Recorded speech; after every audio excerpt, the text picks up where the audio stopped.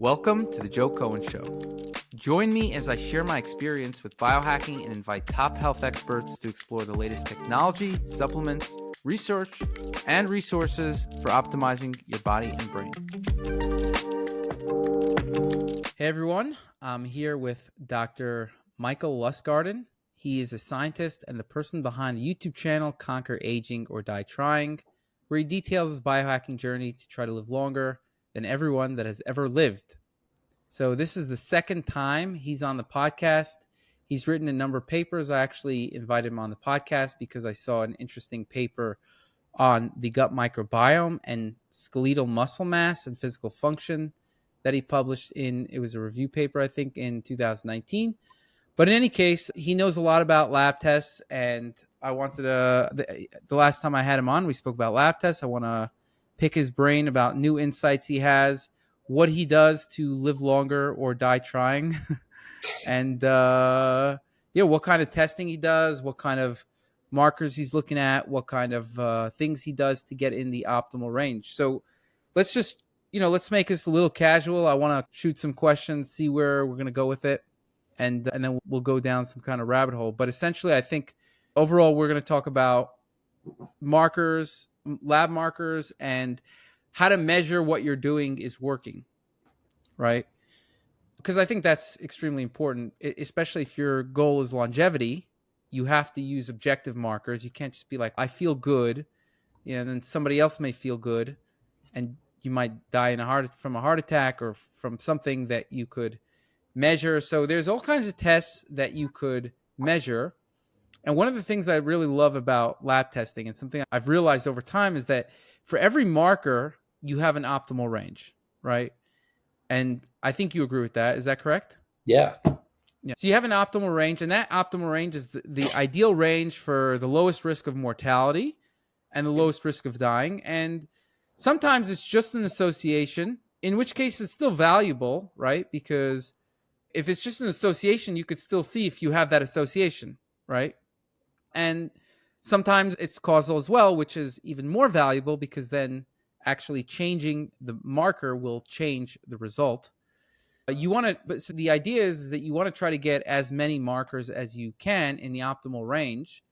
And sometimes if you have a genetic predisposition for something just being a little higher or whatever, that's also fine. And that's why it's also good to know some of your genetic predispositions, especially for markers that are not causal. And and then doing as much testing as possible to see where you're at. So let's get into it. Can we start with how many supplements you take a day? I have no idea. Wait, so first, hey, Joe, thanks for having me on. So I supplement based on demonstrated need, and not just demonstrated need it's demonstrated need after I've attempted to tweak everything by diet, exercise, sleep, etc.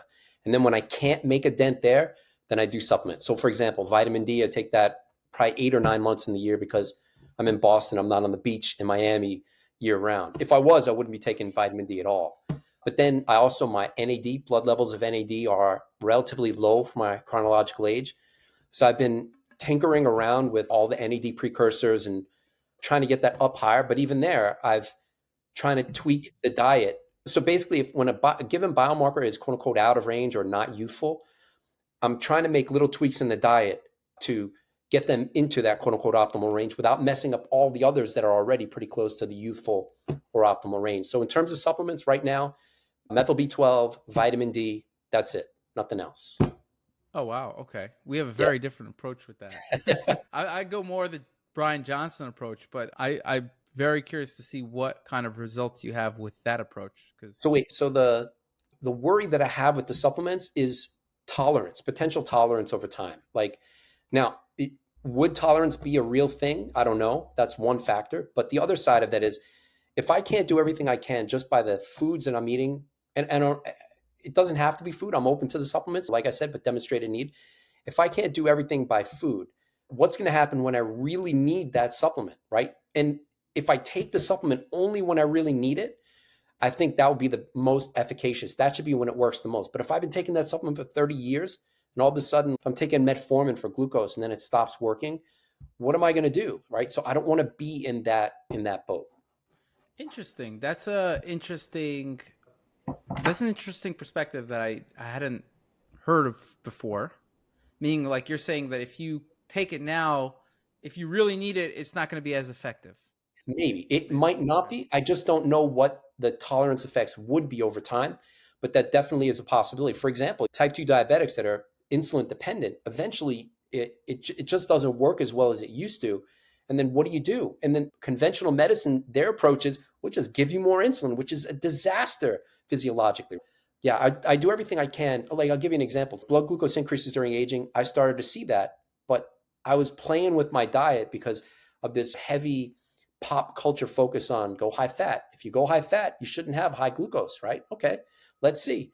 So I went up to 120 grams of fat on, I don't know, whatever it was. That for me, that right now, that's high, 120 grams of fat per day. And in conjunction with that, increasing glucose. And I should say too that for every So your blood test, glucose went up when you increased the fat that you ate. yep, and not just fat. This wasn't seed oils. This is from whole food. I don't just have blood test data. For every blood test, I track my diet every day. I weigh everything I eat, literally everything. I don't eat out. If I do eat out, it's a rare thing. Every blood test has a corresponding average dietary intake. If there's 60 days in between tests, the 60-day average corresponds to that test. And because I've got almost 50 blood tests now going back to 2015, I can look at correlations in my data, like statistical correlations, not just one test or two tests. So I could see with the total fat with glucose, the positive correlation. And so I cut the fat intake, and sure enough, glucose came down. It was like something like 18 consecutive blood tests in the 90s for blood glucose. And as soon as I cut fat, and I'm not talking about fat like cutting it to 50 grams. No, it was just from like 115, 120 to 80 grams per day, which is where my data currently is. And that's still 40% of my calories coming from fat. So, Interesting. but Have even you looked adding, at like it could be like genetically related? There'd no, be some so genetics thing there. So the reason I don't think that's true is because 2015 blood glucose was consistently in the low to mid 80s, and then all of a sudden it started to increase. And so what? It's got to be something that caused that, or quote unquote age, right? You're talking about So fasting glucose, or you're talking about fasting glucose, fasting? Okay. What fasting. about the HbA1c? Did that go up as well? So I've only started to measure that recently, and on my last test in October, it was 5.1%, which is super good, right? Ah, okay, but the fasting glucose doesn't really mean that much if the HbA1c and you also have a. Now, I'll give you an example. Like for me, my fasting glucose does go up probably with a higher fat diet. However, my HbA1c does not, and I've been measuring HbA1c for a while, and also I used a continuous glucose monitor for 2 weeks, and my glucose was quite stable throughout time. Sometimes you could have some kind of messed up number from HbA1c or whatever that's not accurate for whatever reason, but it coincided with my continuous glucose monitor. And so the fact that my cortisol was high in the morning, I think just means that I had a spike in cortisol in the morning when I wake up. And if it's higher by a couple points, I don't. What does that really mean? Is that a bad? Is that bad? Do you think if So your higher, fasting even glucose is bad? so HbA1c is just one measure of glycation, or yeah, glycation, right? So lots of other proteins in the blood can be glycated. And I'm not saying that HbA1c is a bad measure. I'm not saying that at all. But I'm thinking about doing my glycan age to see at least for the immunoglobulins, to see what's the full spectrum. But to properly control that experiment with the glucose being relatively higher in the 90s, I didn't track HbA1c for all of those tests. I only have it after shifting my fat intake back down into the 80s. And I should say too that it's not just higher fat in my case being significantly correlated with higher glucose. Because I'm looking at like a panel of 25 or so different biomarkers, there were a ton of biomarkers going in the wrong direction versus right. So it was an easy cut. I should say What too went though, in the wrong direction? oh boy, off the top of my head, I've got to open up my data and look at all the correlations. But prior RDW, CRP, but this I'd have to go back and actually look at the The data. Glucose CRP was, went up with more fat. yeah, actually, my CRP has been less than the limit of detection for 14 or 15 consecutive tests in a row. Yeah, it was Okay, but you're twice not as high. testing the HSCRP, right? CRP. Yeah, It's below the limit of detection. The less HSCRP, which is for me. what? Back then, it was zero point 0.6 to 1 consistently milligram per liter. But Oh no, there could be what was the limit of detection? You said it was oh below. the Quest lab here is zero point 0.3 milligrams per liter. Oh, I've had okay, I that. see.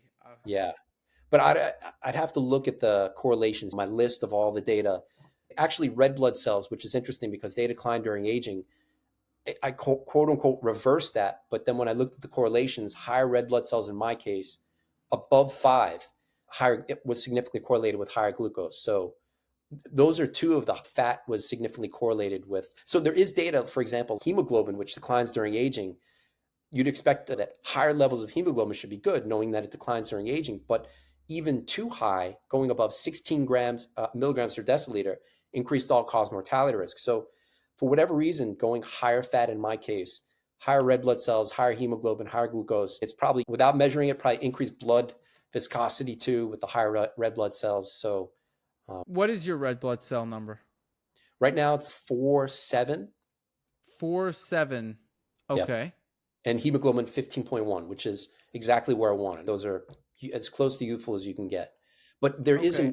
there's a higher range, basically. It's not just red blood cells and hemoglobin decline during aging. In my case, there seems to be the opposite extreme where if I go too high for red blood cells, that ends up being too high for hemoglobin, too high for glucose. Stuff's going in the wrong directions.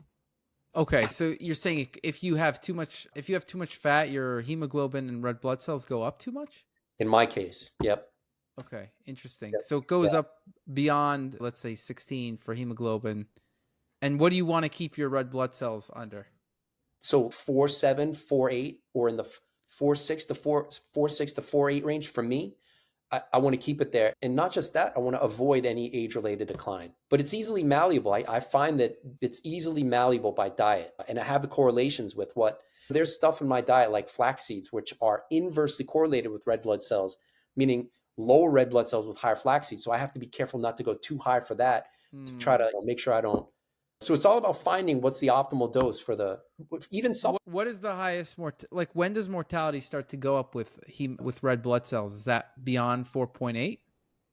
So red blood cells, there are very few studies where that's been looked at, but hemoglobin is extensively studied on all-cause mortality risk, and hemoglobin's inside red blood cells. So in most studies, unfortunately, they're only looking at like anemia, when red blood cells get to the point of anemia, or hemoglobin getting below, I think, 12 milligrams per deciliter. But I think in men, it's less than 4 increase. I'd have to look at the data. I don't remember it off the top of my head, but Yeah, we have, let's see, what do we have as the optimal range here?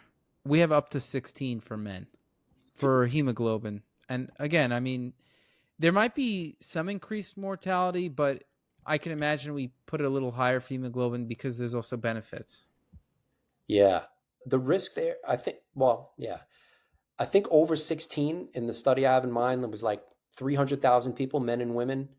Over Mm-hmm. 16 increased all-cause mortality risk. It could just be men. I've got to pull up the data though to But refresh my that's memory. over 16. So then so up to 16 is fine.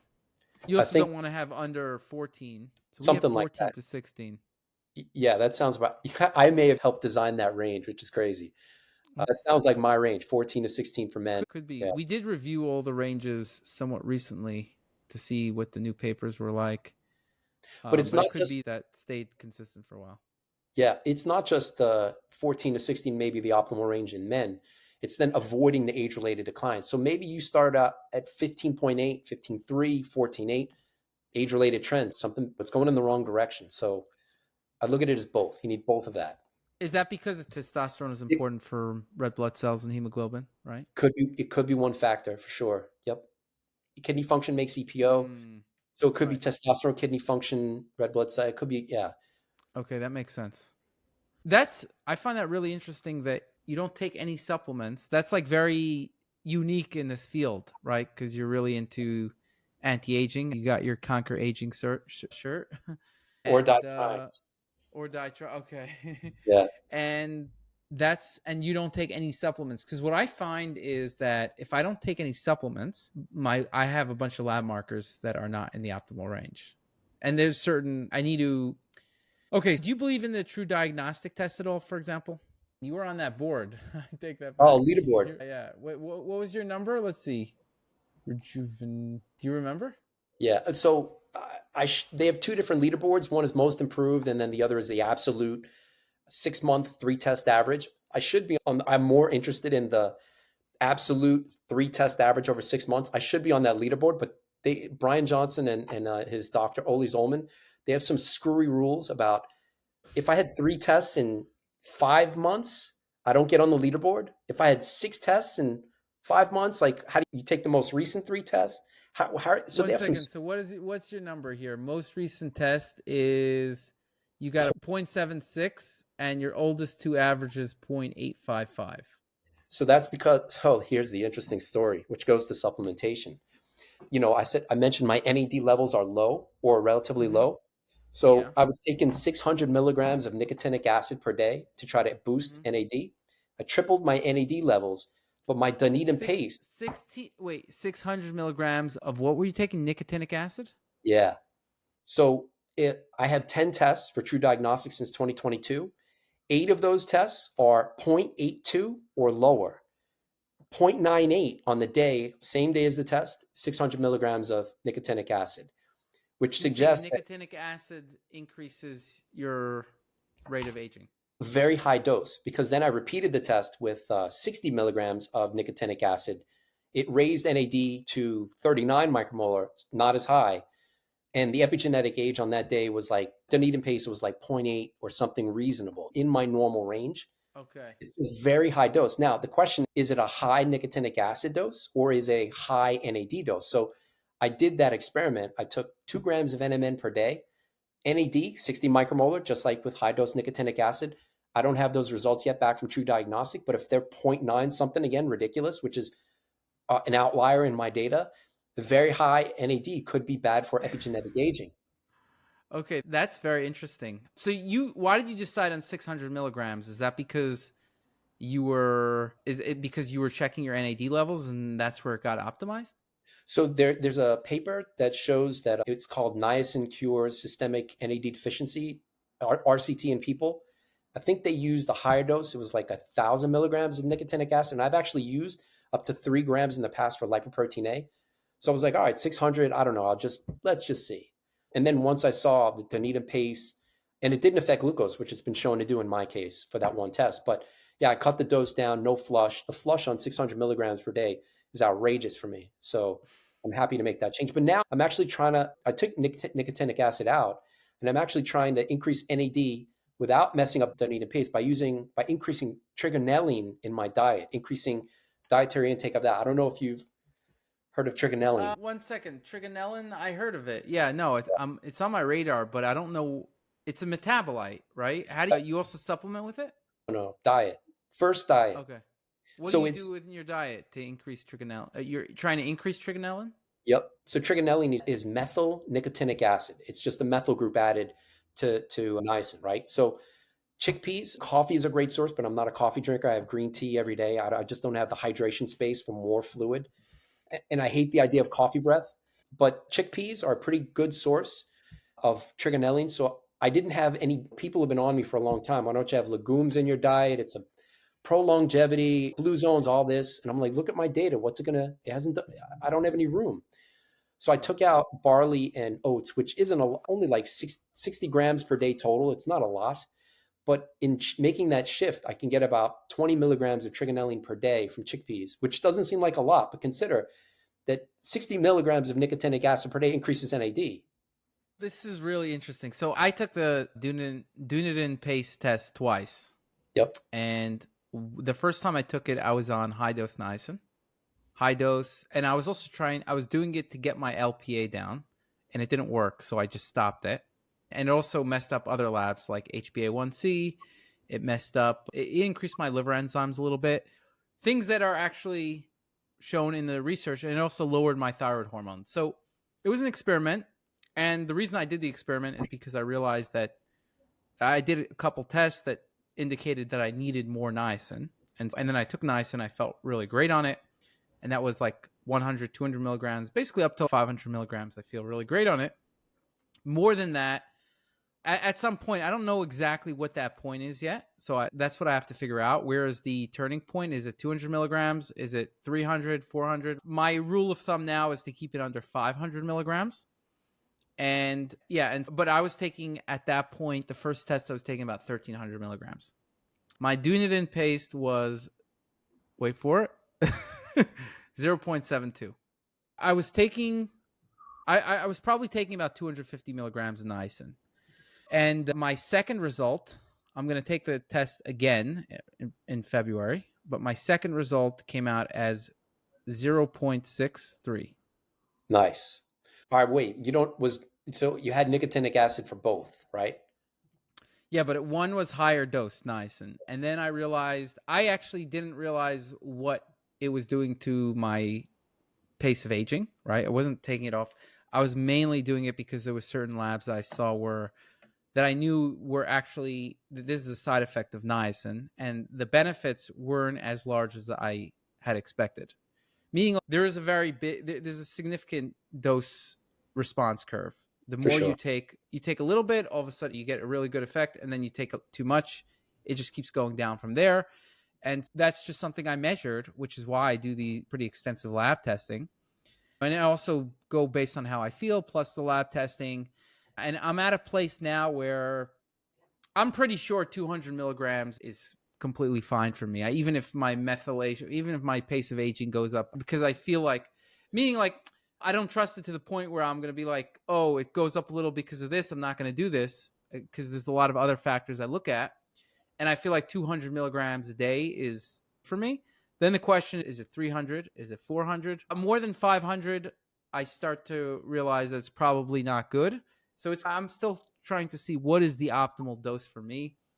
And that's something I got to figure out. But essentially, I also took it for other reasons to counteract food sensitivities. It actually, niacin deficiency and the lack of, I've always had a niacin deficiency, and I think that was in part causing a lot of food sensitivities. And so I was trying to reverse the food sensitivities with that. But yeah, it caused side effects. And when I was, it seems from my notes that the 0.63 I was taking about 200 milligrams a day, maybe a little more, 250. So 250 for that latest test. For the first test, it was 1300. Worse Dunedin pace, better Dunedin pace with the lower dose nicotine. There may be something to I it. made other changes though. I made Ah, other changes. Yeah, yeah. so it's with the Dunedin pace, it's a little hard because I'm making a bunch of changes, and I'm making changes based on how I feel, what's going on in my body, based on my lab markers. So I look at specific lab markers and see, okay, my what would you say? My approach was do the kitchen sink, go push as hard as you can, and see what happens. Right? Do you see things worsening or getting better? What are the most supplements that I can take until things start to get worse? That's essentially what I did. Just all Yeah. right, let me keep. Oh, I'm taking. So I went up from. I think when we spoke last in 2018, I was probably taking 25 a day, and then it was consistent. That's been like pretty consistent for a number of years. And then a year and a half ago, I said, okay, that's it. I'm gonna. I think I no, it was like 2 years ago or 2.5 years ago. I think I went up to 40 already a day, and then it went to 50, and then all of a year and a half ago, I said, okay, what's the limit here? I'm gonna do everything that I can to like optimize every biomarker, and then so I just I went at it hard, and so then I remember I had this video that went viral. I said I was taking 70 supplements a day, right? And that was about a year ago. And then it went to 80, and then 90, and then 100. And then at my max, it's about 150. And then I started to see that, hey, there are some side effects. So the side effects that I was getting, number one, was my thyroid hormones went down. So I had to look at every single supplement that I took and saw which ones lowered thyroid hormones. And there was some random ash. Some of them I already knew, like niacin and carnitine. And so those were just like, okay, I know this is I gotta. There were a lot of other reasons why I was taking those, so it was a little tricky. But I just said, okay, I'm taking these out, whatever. And so that helped my thyroid hormones. And then there were some of them that were just like I didn't realize, and it was like I would have never known, like propolis. Who knows? Who would know that propolis lowers thyroid hormones? So you took Who it would out, know that? thyroid went Yeah, up so and I took out everything. There was about 10 things I took out that hurt thyroid hormones. I was like, okay, out it goes. And then I looked at my tests again, and not only did I also took, okay, so then basically I've been pushing my body also more than ever in my life by far. So I used to never work out. What I did always was probably like one push up a day, I would What? walk a lot. No, like one set, and I would walk a lot. That would be my exercise. So I'd get like a little bit of a, and then maybe once in a while I would jog, or once in a blue moon. I used to bike or whatever. I always tried to be active in the sense of, like, I had a treadmill desk, and so that was my exercise. Just walk as much as I can, and it would usually be 1-2 hours a day, maybe three sometimes. But essentially, try to get 2 hours in, and then try to get at least one set of push-ups in or something like that, different time periods in my life, but try to get a little bit of strength or with a little bit of cardio or whatever it is. And then a year and a half ago, I basically said, okay, I have all this knowledge about all these lab markers and all these supplements. I'm like, I'm not even using most of the knowledge I have on myself. Let me use myself as this guinea pig, where I'm just going to go full hog, supplements, diet, everything, boom. And the other thing is, I also have these limitations where it's okay. There's certain things I do that I know are not good. I go to sleep late.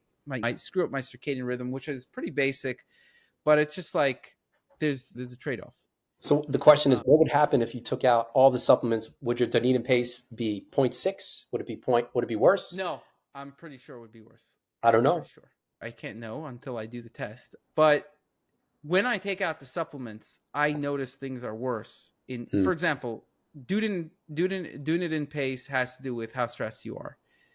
There's 10 supplements I take to reduce psychosocial stress, and when I take them, I'm not stressed. So I think that, for example, just helps me not be stressed. Whereas if I don't take them, I will be very stressed. I'll be more of a nervous kind of guy. And now I'm just like pretty chill. I don't get stressed. It's very hard to stress me out. Yeah, so that's one thing and that's like the number one thing. They have like these things that help the most, and stress is like number one. Yeah. Right. You can So quantify. that's why I'm saying I do know. You can quantify stress. Granted, emotional stress is going to be different from the actual physiological stress, but you can track heart rate variability and resting heart rate. I've had work days where just crazy emotional work stress, it looks like I ran for 2 hour half marathon the next day. So for me, I get it. Stress is a big deal. It can be I quantified. mean, it might only hurt my HRV if it hurts my sleep. So it's not really measuring stress in the day for me. So I could be stressed, and then as long as it doesn't hurt my sleep, which it does often, so in which case it will hurt my HRV. But otherwise, no. But I also think they have some data about things that help reduce the biological age, and there's a lot of supplements on their list. Yeah. So my latest test was like, I don't know, 0.75. So not too far off. But the other variable here is chronological age. It increases, the Dunedin pace increases with chronological age. Right. So I think, so someone who's 80 has an average Dunedin pace of 1 versus someone like Seamland, who's in his 20s, averages like 0.7 just without doing anything. So How old are you? How old are you? 30, 36. All right. So I'm a little 14. I got 14 years chronological age. Now, I'm not playing that game. So let's play that game. I think it's a I want to be legitimate great. game to play. Yeah. I want to be great at any age. Let's convert, dude. So I actually asked Ryan this. What's the coefficient every year to keep it, to standardize it across age? Yeah. Because like you say, if somebody who's 100 has a Dunedin pace of 0.7, that's going to be way better than someone who's in their 20s and exactly. Like the person on the leaderboard is 15 years old. Some dude who's a private participant. That's probably Brian Johnson's son. There's a woman on there. She's 55. I think her Dunedin pace is like, it's really low, 0.6 something. Right, I saw that, 0.65, yeah. The other side of the equation isn't just that Dunedin pace increases during aging. Women live longer than men, right? So wouldn't you expect that women should have a lower Dunedin pace? 100%. So automatically the test is, I don't want to say biased, but the younger you are chronologically, and if you're a woman, you should have great data. It's going to be harder for. Let's try to standardize it. You're saying if somebody's 80, they would have a 1? Something like that, yeah. I'd have to pull up the plot. How does that even make sense, though? Because you're saying if they're assuming they were like really good, they'd have 1. Average, the average. So if you look at their average, okay. Yeah, it's in their report, right? So if you pull up their report at some point, you can't see it exactly for each one. You see the line. You see the line, but you see the data point. Yeah, you see the slope with all the data points, and then chronological age. So you could just extrapolate 80-year-old, it's approximately 1. And then 20-year-old, it's whatever the number is. I don't want mine to increase during aging. Right, but I'm just saying, let's say we standardize it and you're 14 years older. Oh, right. That means that if we standardize it, you should be, let's say, 4.5 points. It should be 4.5 years. Yeah. 0.45. Wait, that might be very high. It might be 0.045. It might be 100th, 0.01 per year, right? To go from 20.7 around 20 years old to 1.0 at 80, you have 0.3 units over 60 years. So you just divide that, right? What do you get? 0.2. 0.02. It's 0.02? 0.02, I meant, yeah. Yeah. No. Yeah, 0.02. Per year, something like that. Yeah, something like that. Yeah, because I think it's important to make that equivalent, because then we could really see who's. Also, there's a lot of genetics to this as well. Yeah. And you could say, well, you have great genetics or whatever, right? So But that's you got to another see factor, where right? you started. So yeah, if you have longevity DNA in your family, if your parents lived to 100 or older, and then my parents were dead or grandparents were dead at 65, and my Dunedin pace is whatever lower at the same chronological age versus longevity genes. But so I try not to compete against others in this. For me, it's what's the lowest that I can get to and then keeping it there indefinitely. I'm not opposed to the supplements. That may be a part of the approach eventually where just everything I'm doing doesn't work. So that, like I said, So it's not if it works or not. The question is, can you get better results with supplements? yeah. So right.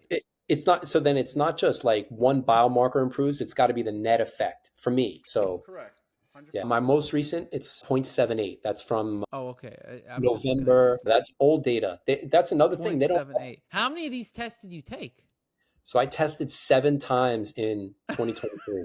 Think about it, Joe. Like how many tests do you need on a yearly basis to get a true representation of where your data is for year to year change? And I care about year to year change. I want to make sure I'm keeping stuff youthful. So I need a lot of blood test data, right? The thing is that I'm still unclear on exactly, meaning when you look at the data, they say you can look, if somebody has a higher Dunedin pace or whatever, your mortality is 1.6 something, okay?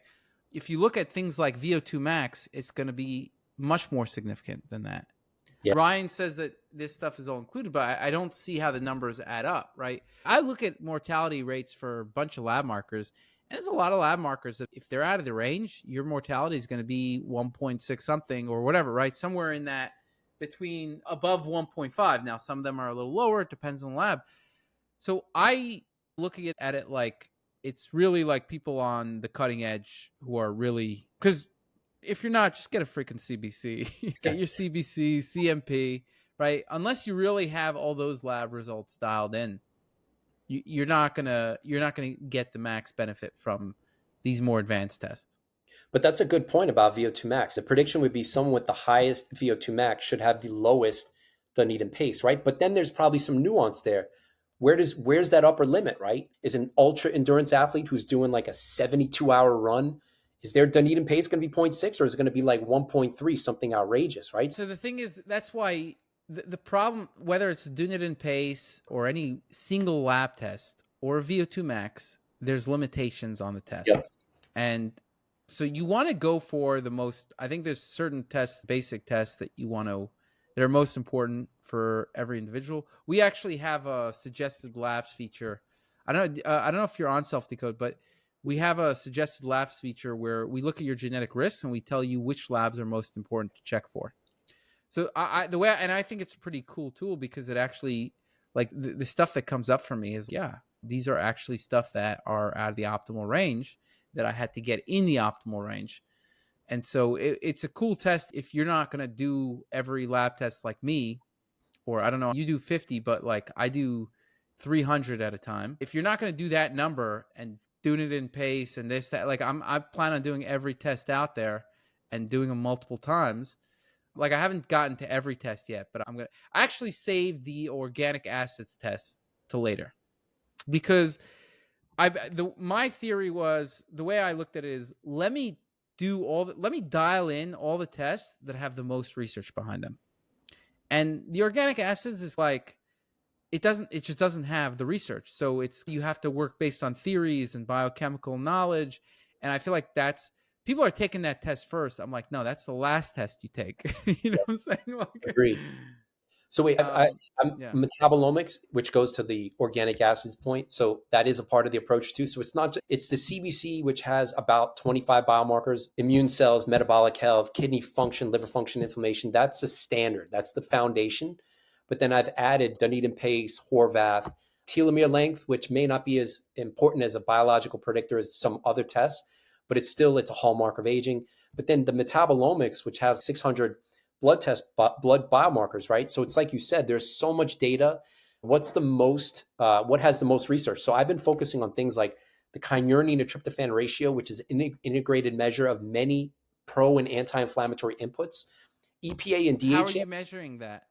So it's in the Or metabolomic. There's a kit I use, Iolo's kit. Yeah, that one? but so then Got it. there's a ton of research behind it. It's just not popularized. EPA and DHA, fish oil fatty acids, which, okay, superficially, it's eat more fish. I have 5 blood tests and I can calculate correlations and fish intake, and I eat fish every day.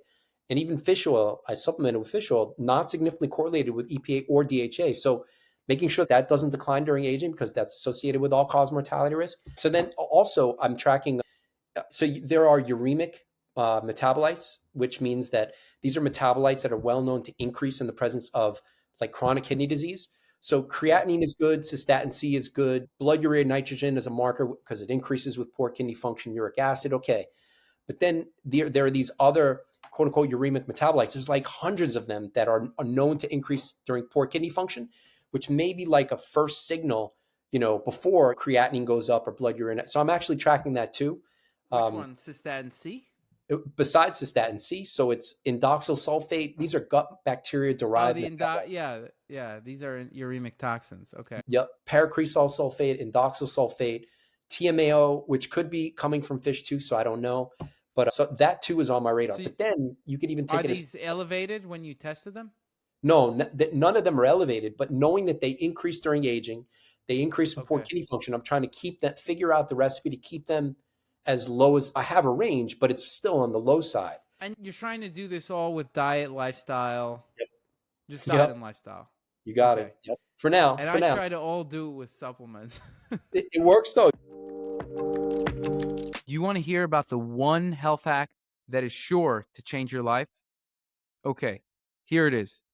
Subscribing to this podcast. 67% of listeners aren't subscribed to the show, so please don't forget to show your support by hitting the subscribe button now.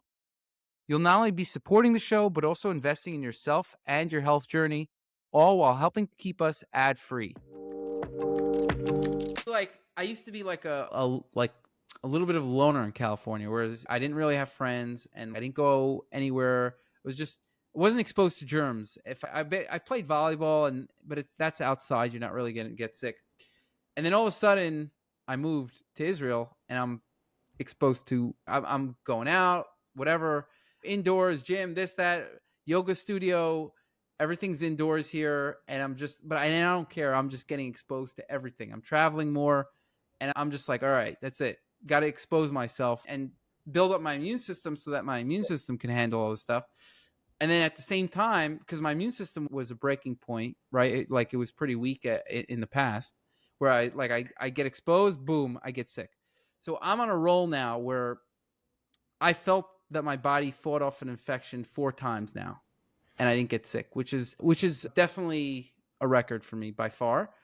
There's so all right, it's all the fun stuff is good, So right? But I did that a couple times already, and I just didn't get sick.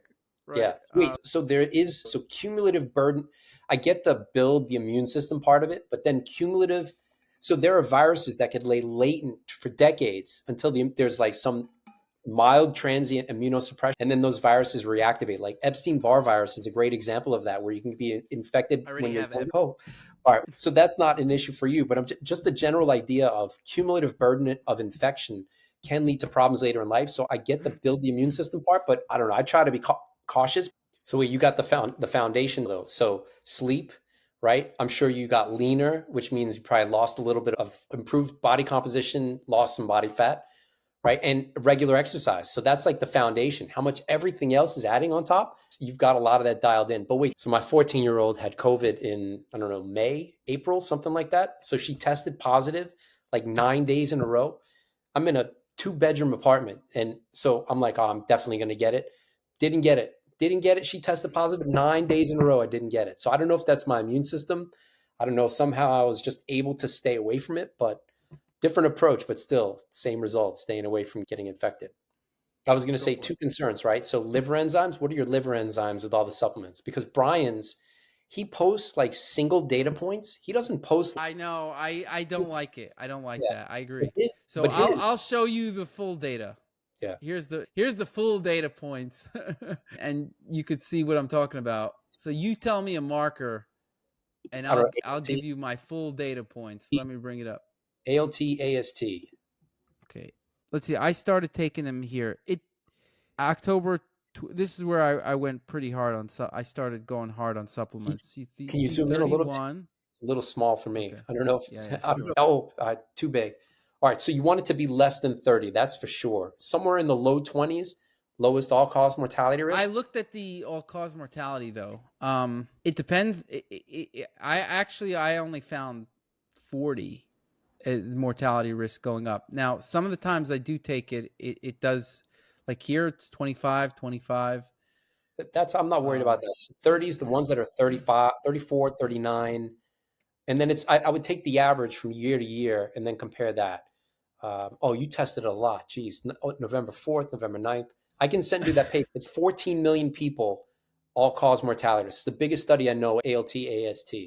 So low 20s was lowest risk. But that could be for other reasons as well. It's not because it's a test for like fatty liver, which I have very low fat.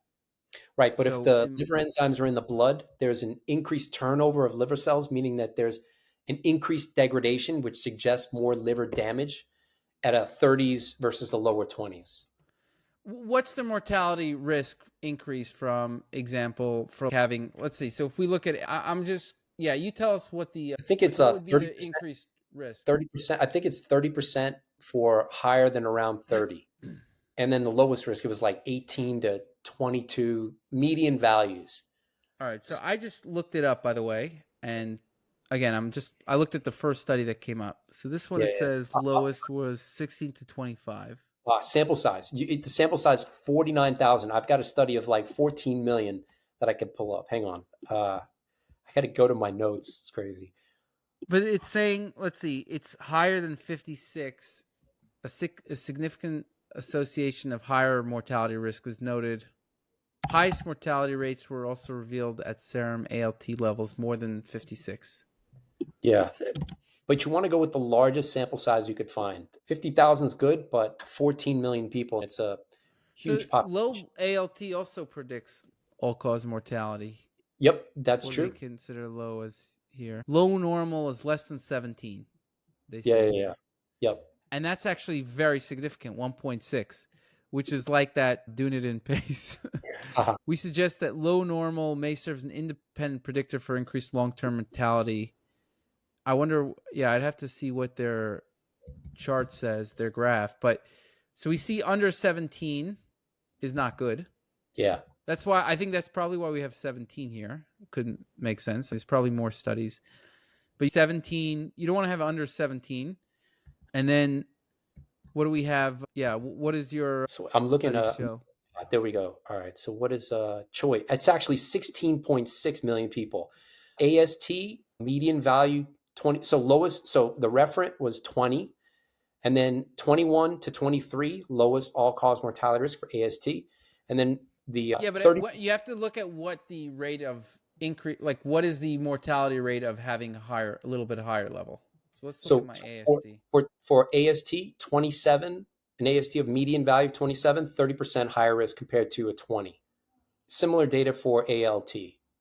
I'll send you the Okay. study here. By the way, this was higher when I was taking niacin. That was one of the reasons why. It does fluctuate. Let's see. Yeah, there might be a few supplements that are increasing a little bit, but I Yeah. don't think anything. It's not too significant. Like my normal baseline without much supplements is like 23, or let's say without Yeah, supplements, 3 right? would You be think good. it's Once it gets to 27, 29, in the 30s, yeah, it's going in the wrong direction. Now, would something in the 30s consistently be 30%? Okay. How many decades do you need it to be 30 something versus 20, low 20s to make a dent on mortality risk? I don't know. But yeah, I try to get it. For me, I try to get it out of the 30s. My data actually was in the 30s from too much omega 6, just from eating like too many walnuts. Well, I don't know what was correlated. Actually, too much fructose too. I used to eat a lot more fruit. oh, I see.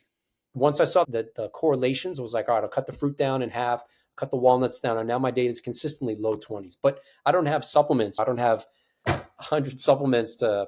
And Brian's got that Yeah. same. He's got his ALT AST was like 34, and then I commented that on Twitter under his post when he posted that, and somebody was like, yeah, he probably did a workout the day before, and I'm like, how are you going to measure your blood test the day after you do a hard workout? That's just stupid. Like, you're confounding your results. Okay. So you're saying what is the risk goes up 30% of having a over 30?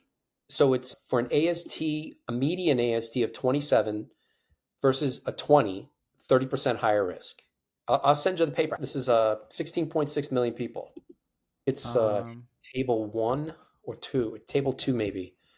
Let me open it up. As far as I know, this is the largest epidemiological study ever done for okay. this. Okay. Implication a nationwide population-based cohort study. 22, it's pretty narrow, 20 to 43. Those are the median values, though. And you can see the 95% confidence Wait, intervals. 29 is the median value? Yeah, yep, for Okay. Q4. But you can see the confidence interval, then it's 20 to 43. But look at What the is that? GGT though. Yeah, you're The good. GGT is I'm saying like it's, let's see, meaning as what I'm saying is as the ALT goes up to, let's say, 29, GGT is Yep. skyrocketing, it seems. It seems like GGT is a way more sensitive marker. But let's see what the table says. Okay. So let's So, see. IR, death. Here we go. yep, death. HR. Q2, Q2, Oh, Q4. no, but look at this. The risk of death goes down. Yeah, That for for Q2 and Q2 and Q3. Q4, Q4, you can Q4 it see goes up. that's right. And that was the one where it was 29 for AST. And I think, 27 for ALT? So let's see. Q2 and Q3 have the lowest death. That Yep, means Q2 is 18 to 22. Okay, yep, so the lower, okay, so the lower portion is good. The lower number that we have, the lower optimal range, we have 17, which I guess makes sense. And then same thing for AST. yep. Let's Q2, see Q3. GGT. Dose Okay. response. Lowest is Dose. best. This is it's dose response for Yep, GGT. yep. Whereas AST and ALT are U-shaped curve, U shape. Yep. or more like J-shaped. Yeah, I guess we're not seeing people who are significantly low. It's a U-shaped curve. They must be filtering out people who are on the ends. Adjusted. It's got the adjusted for age, sex, BMI, smoking, alcohol. It's a lot of conditions. No, I'm just saying that if they're taking, they have to have been filtering out people who had higher levels than 40, which is going to be quite a significant number of people, and lower levels of than 17, So right? the Or 15, so in the quartiles, it gives you the 12 to 20. the interquartile range, which tells you that, where is it? Let me go to it. So you can address that, right? Q4 for AST. So 25% of the population had higher levels than 35, and 25% had higher than 43 for ALT. So that's 4 million people, or in that group. So that's like 1 million people had AST or ALT greater than 35 and 43 for AST and ALT. Okay. Because So you've got that's GGT is interesting. So my GGT would be in Q1. that's good. And I actually find that, yeah, I find it to be a pretty sensitive marker. The ALT and AST, yeah, it could be some supplements are bringing it up by 10 points or something. Yeah. Or And I see something in my diet, yeah. it could be anything, right? I don't know what it would, but I see that same pattern in Brian's data too, in the low 30s.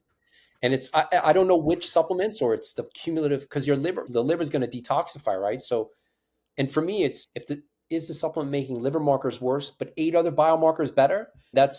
I'll take that gamble, right? Win 8 and lose 1, I'll take that risk. It's just 16 million people. Hard to argue with that data. Yeah. So based on this, like you mentioned, so the lowest is going to be Q2 and Q3 for both of this Yeah, for ALT and AST. And that means that the number is going to be, what was that number again? 18. It was 18 to 22 median values for ALT, and then 21 to 23 for AST. So those would be the targets, right? But where it gets a little bit tricky is when you look at the IQR, right? The interquartile range. So for Yeah. Q4 for AST, you can see it's from 22 to 35 with the median value of 27. So technically you could be in Q4 with a 22, right? And that 22 could also put you in Q3.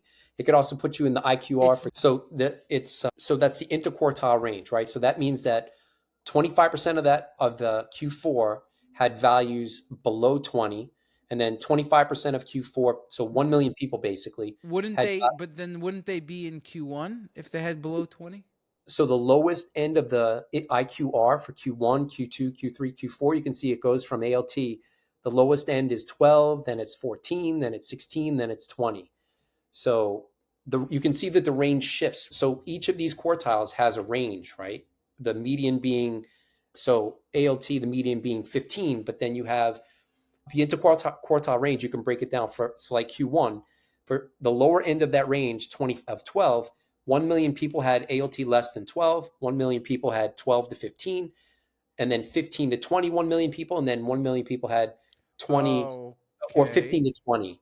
So you can use that same, but where it gets tricky is there is some overlap between the quartiles. So that's why I was saying the median target, like shooting for the median, I think is the reasonable But approach. why? I don't understand. They generally don't do this. They usually do it where each quartile is a discrete segment.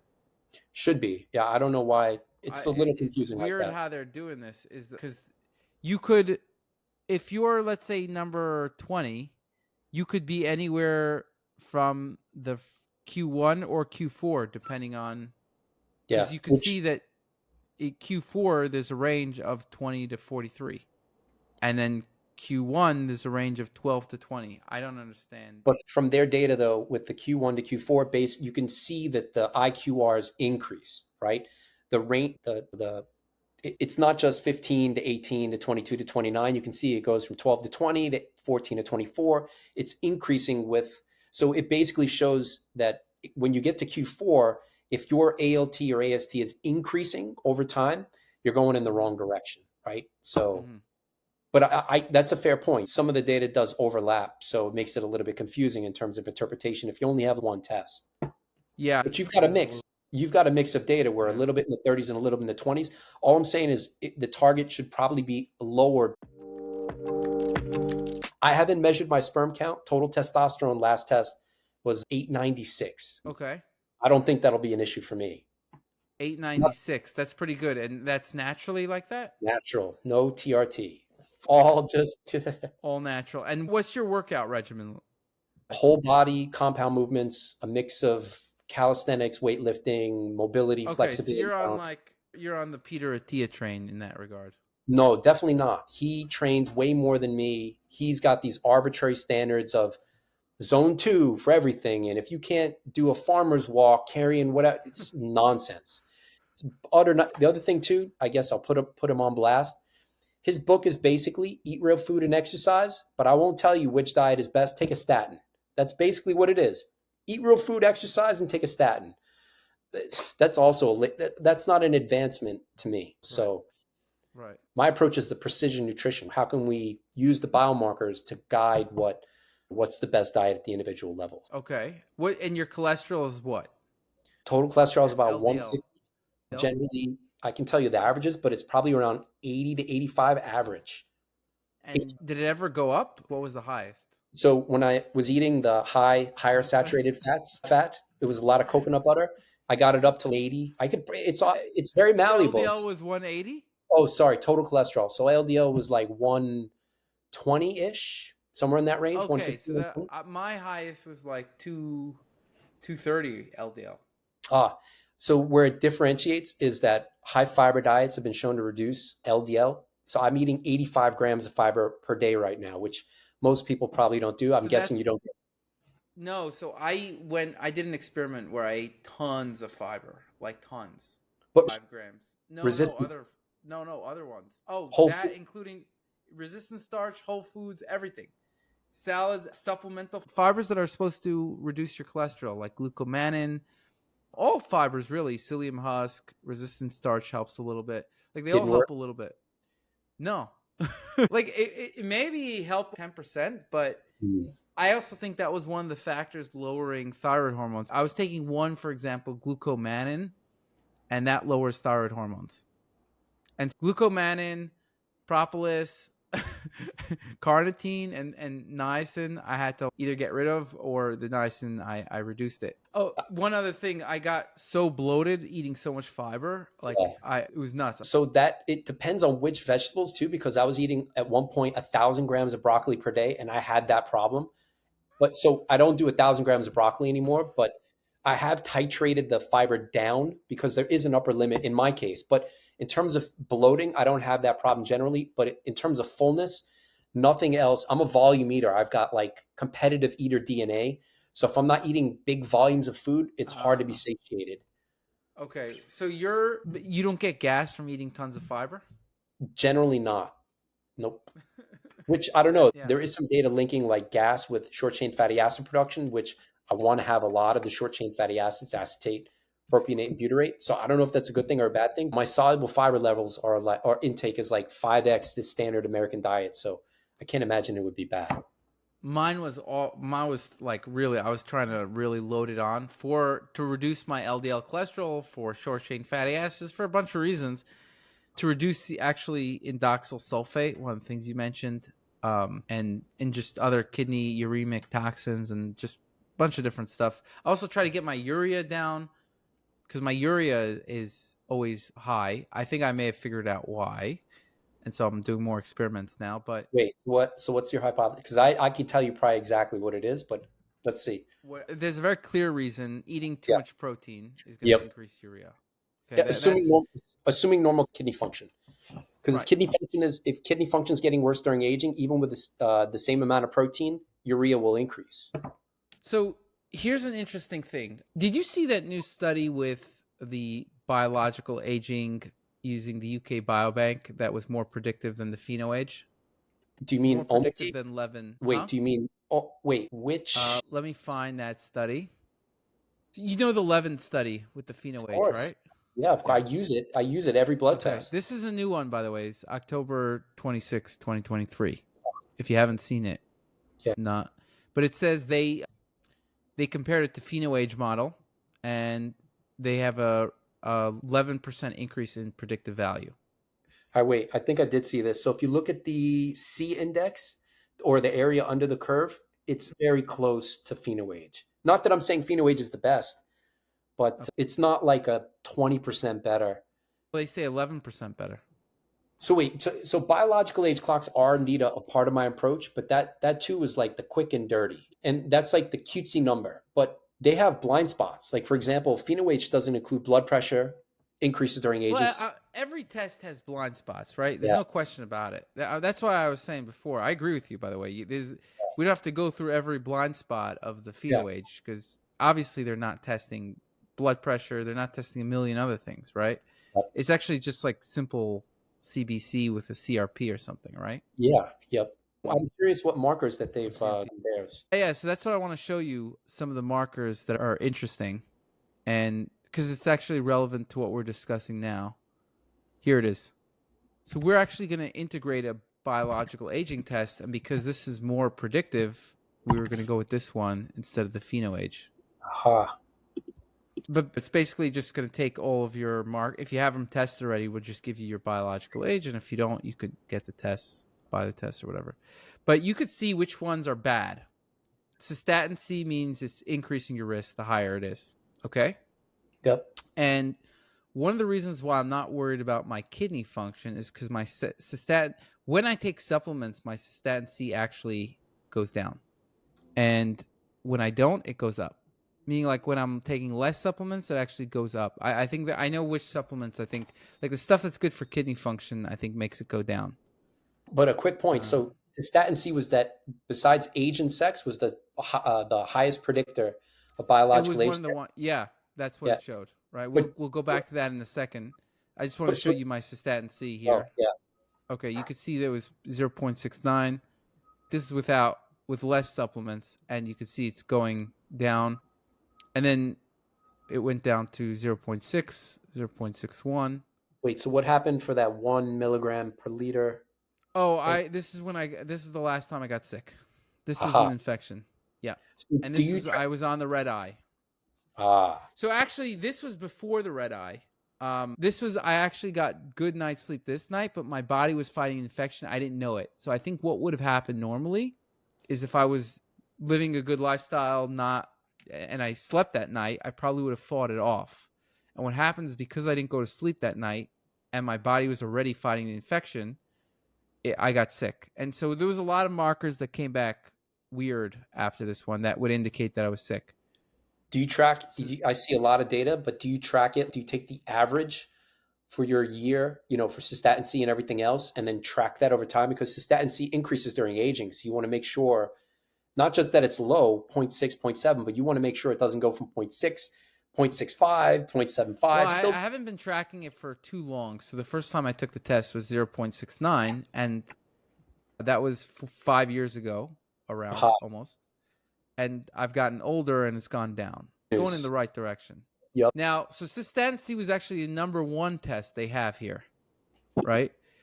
Red blood cell, the RDW was number 2. Gamma GGT was number 3. And like I said, my GGT was good.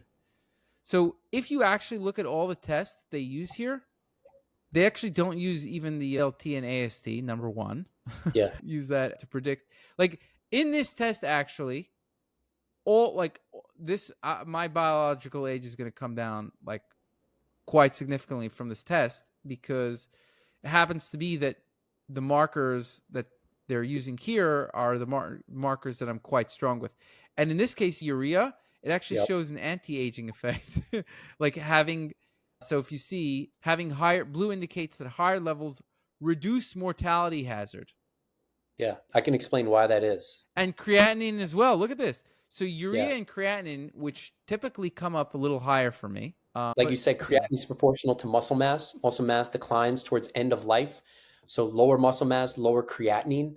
So that's probably one reason why people who had higher creatinine or higher muscle mass, higher creatinine, probably there was reduced biological age. Urea, what's now what, interesting about urea is that it increases during aging, but then in terms of all-cause mortality risk, it can be U-shaped.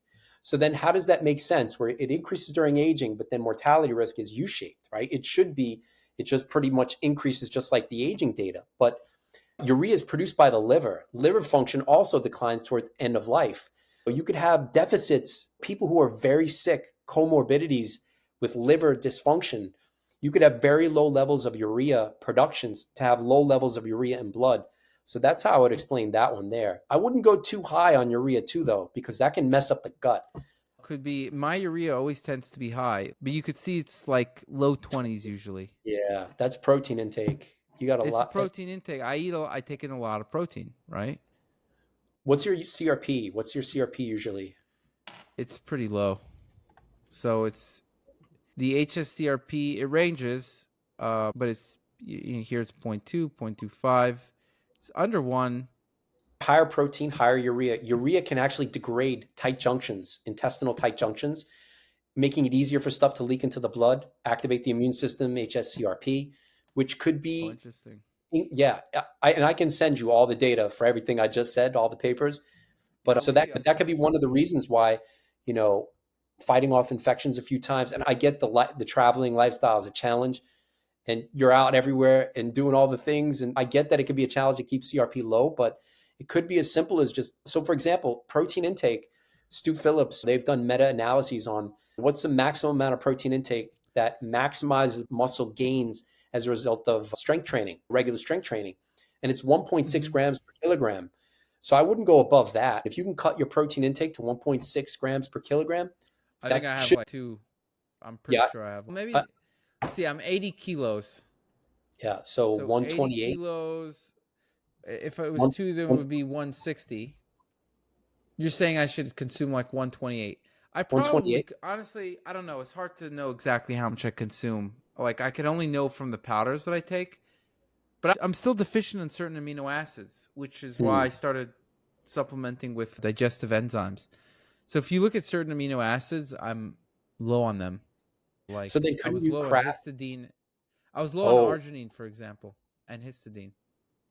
histidine's a big one. That's been shown to be associated with reduced all-cause mortality risk, and it declines during aging.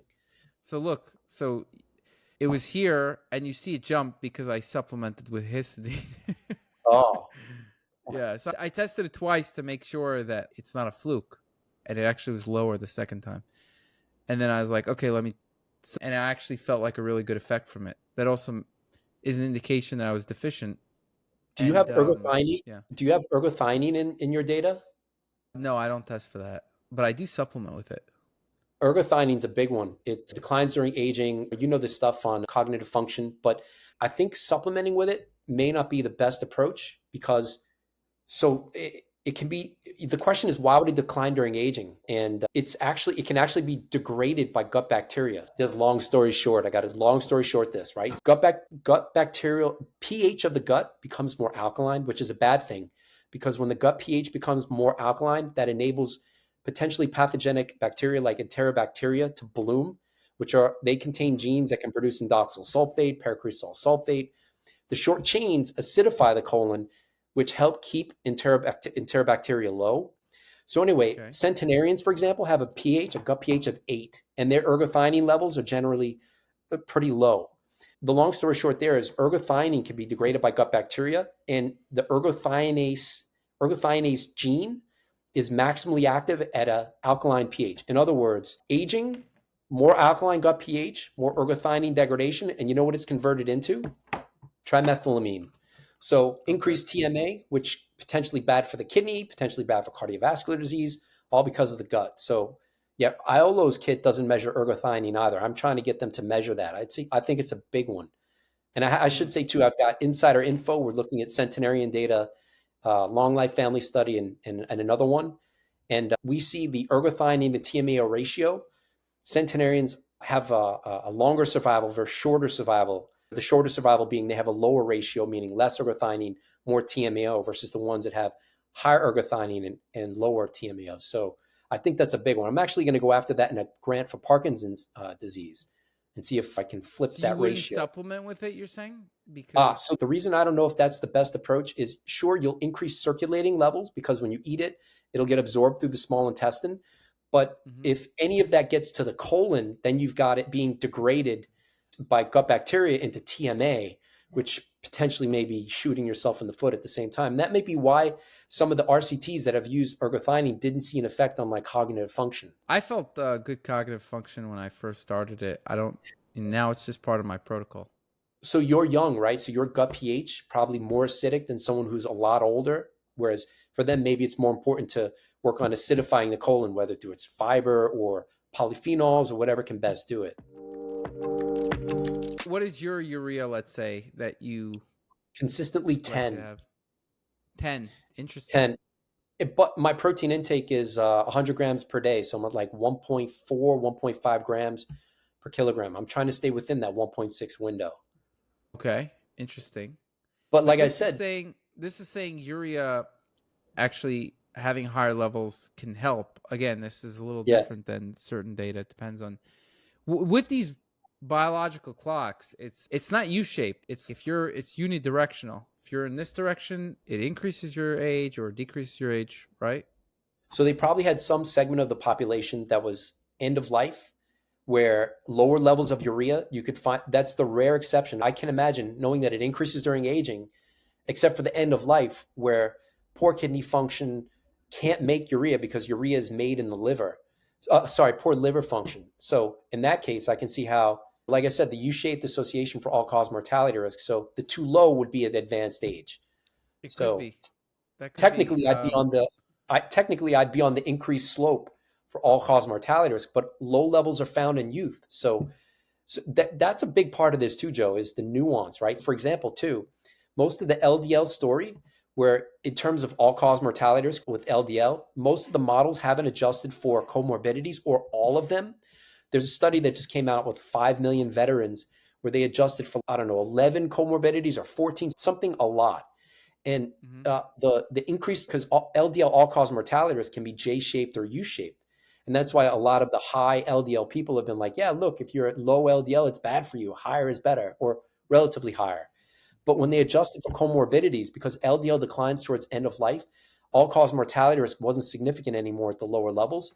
It was only above 200 where LDL, or a total cholesterol of 200 and higher LDL is a part of that, where all-cause mortality risk increased. So in other words, adjusting the models for as many comorbidities as possible seems to be a limitation in understanding the nuance behind a lot of these biomarkers. And most studies, unfortunately, aren't adjusting for literally every comorbidity: liver function, lung function, kidney. It's mostly like hypertension, metabolic health, BMI, age, sex. They're leaving other Hmm. stuff on the table. Interesting. Also, they show cholesterol having higher cholesterol indicates lower mortality risk. So So that might be that, with that's the older same people, story. like you mentioned. Yeah. Yeah, end of life. So cholesterol, total cholesterol starts off low in youth, peaks at around 50 to 60 years, and then comes down end of life. So Hmm. if you're low as a 20-year-old, or you have relatively low as a 110-year-old, how would you know the difference? Both of them would technically look youthful, but I'm guessing that for the people that in their study, uh, lower was on that slope for end of life. For Right. me, the nuance is if your cholesterol, total cholesterol is low, and albumin is low and HDL is low, that's the aged phenotype. But if you've got Right. low total cholesterol, high albumin, high HDL, or relatively high HDL, 50, 55, 60, whatever, then you're probably got youthful phenotype. So they're actually they also show, as you would expect, albumin and ApoA that they the HDL higher ApoA is would be a surrogate for HDL. So should be, yeah. albumin and ApoA, as the higher those are, the lower mortality. And then, like I said, they got urea here, they got creatinine. Creatinine is actually the most significant one. Yeah, The higher muscle the mass. creatinine, the lower mortality. And then number two, by the way, was ALT. Ah, look at that. Interesting. They showed that as number two. So creatinine, in terms of effect size, it seems like higher creatinine was associated with lower mortality. And I'm assuming they're excluding people with kidney disease, right? I don't know. Maybe not. Maybe not. Well, Even if the cystatin C is not, muscle mass is proportional to creatinine. That's one reason for the use of cystatin C. It's less responsive to changes in muscle mass. So that Mhm. higher cystatin C increases during aging, worse kidney function for sure. But knowing that muscle mass can be or is proportional to creatinine, like I said, to me, that's a higher muscle mass, younger biological age. But if your cystatin C is high, worse kidney function, older biological age. What's your body My fat body percentage? fat was, I think it was 15%. Same, 14.9, which is crazy. Interesting. What's up with I guess there's some controversy there, because when I looked at what's the optimal fat mass for lowest mortality, you actually see something like 25%, Yeah. So what's interesting which is about like that is I crazy. have an idea on this. Yeah. So actually, it was in my book. Not that I'm trying to plug that, but so immune Please function do declines plug it. during microbial burden. Just if anybody looks up my name on Amazon, they'll see it. But so Okay. immune function declines during aging, and fat adipocytes, they actually produce cathelicidin, which is an antimicrobial peptide. So I can see that for people who aren't lean for the duration of their lifespan and have declining immune function, that there's an expansion of fat mass, which is known. Fat mass increases during aging. And that expansion of fat mass may be a compensatory mechanism to adjust for the immuno decline during aging. So in that case, you would see, but you don't have an appropriate control group. Like, what about people who've been lean and fit in every way, not just metabolically, but no immune cell or functional decline? Has that been compared against people who have a BMI of 28 and 25 or whatever the lowest all cause mortality is, which is outrageous, 22, something higher than 15? that control group doesn't exist because people like you and me with relatively lean body fats, this is the exception to the rule, not the rule, right? There's some of them that are clear, and some of them are probably less clear. There's a lot of variables. Some of them I think are causal, some of them are clearly not, right? So it's if you're very sick, you're eating less, you're gonna weigh less. Yep. But also if you're when you're older, you're more prone to falls. If you have no fat or muscle on you, you're just gonna Yeah. start breaking shit. Yeah. That's why I train all that stuff, mobility, balance. I'm not trying to. My bone density was, I don't know. I haven't looked up like the published studies. I only go by what the DEXA showed. So I'm at like the upper limit for bone density, like at the bottom of the upper limit. So my bone density is pretty good for. Okay. I'm For not your worried about age? breaking something. Okay. For any chronological age, even the youngest, the 20, I'm still in that group. But so if my bone density was low, I'd be worried about breaking something. Okay. Yeah, I see what you're saying. I guess my concern is with the whole fat percentage that it's okay. One thing, if I don't have to be in, let's say, I think 25% is too much. I actually think 15% is probably optimal. But the concern is that you don't want to go till 8 or 9. So interestingly, I measured DEXA last year, different machine, older machine, 12.9%. This year, newer machine, paid for it. Last year I got it for free at Tufts, 14.9%. And I'm 10 pounds leaner, no loss in strength, no loss in function. I see abs in the mirror, like pretty close to ripped. So how many calories are you eating a day? What you're doing, a 10% calorie restriction? No, so if you go by, so because I've tracked diet since 2015, food scale and everything, I know exactly the magnitude of CR. At my highest since 2015, 2,800 calories. Currently 2,089, so about 2,100. So that's about a 25% CR over the Wow. yeah. And I didn't just jump into that. I've been making very small cuts for every blood test for every 2 month or 7 week period. So that's been like an evolution over about 3 years, very slowly cutting over time to go from 2,800. I've tried very big calorie cuts and just binged it back on in 2 weeks. So fortunately, that hasn't been the case. So Did you have any amino acids lower when you did the test? so I do have the metabolomic data, but I think the they have ranges. I'm not low in any of them, but even determining what's low there is so tricky because all cause mortality data, aside from histidine and serine, there's so little quantified data. It's more untargeted metabolomics, you know what I mean? Where they don't give you the actual concentration. They just say one group had higher than the other. Based on the metabolomic kit I use, I'm not low. It's hard to say what exactly is optimal, I think, for the Right. amino acids. What do you know about serine, like serum, serin? So there is data, all-cause mortality data showing higher levels associated with lower all-cause mortality risk, and it declines during aging too. Yeah, for me, I've supplemented with it. I'm not sure yet if that increases it. I have to analyze that data, but that actually might be one where it's easy to increase for me. I'm not sure. Do you supplement with it? I do, yeah. But see, it's a more of why would it be low and how can I fix that mechanism? That's why I just haven't gone to the supplement road because I haven't fixed anything. I'm just trying to band-aid on top of it without getting to the underlying.